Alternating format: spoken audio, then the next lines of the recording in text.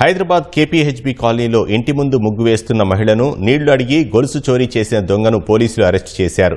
ర్యాపిడో డ్రైవర్గా పనిచేస్తున్న సాయి తేజ జీతం సరిపోకపోవడంతో గొలుసు దొంగతనం చేసినట్లు పోలీసులు తెలిపారు. ఈ నెల 12వ తేదీన ఉదయం ఓ మహిళ ముగ్గు వేస్తుండగా దాహంగా ఉందని నీళ్లు అడిగాడు.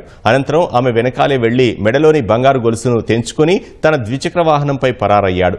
బాధితురాలి ఫిర్యాదు మేరకు కేసు నమోదు చేసుకున్న పోలీసులు నిందితుడిని అరెస్టు చేశారు. అతని నుంచి తులం బంగారం గొలుసు, చోరీకి ఉపయోగించిన ద్విచక్ర వాహనం, సెల్ ఫోన్ స్వాధీనం చేసుకున్నామని వారు చెప్పారు. సాయి తేజను కోర్టులో హాజరుపరిచి రిమాండ్కు తరలిస్తున్నామని వెల్లడించారు.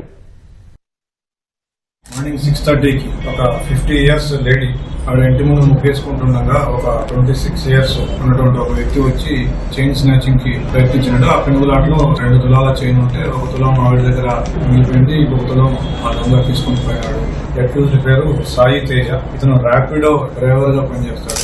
ఏపీలోని వెస్ట్ గోదావరి జిల్లాకు చెందిన వ్యక్తి. సో ఇతను ర్యాపిడో డ్రైవర్ గా పనిచేస్తూ బెట్టింగ్ వ్యసనానికి లోనే డబ్బులు సరిపోక ఏదైనా చేయాలని ఈ దొంగతనం చేయడం జరిగింది.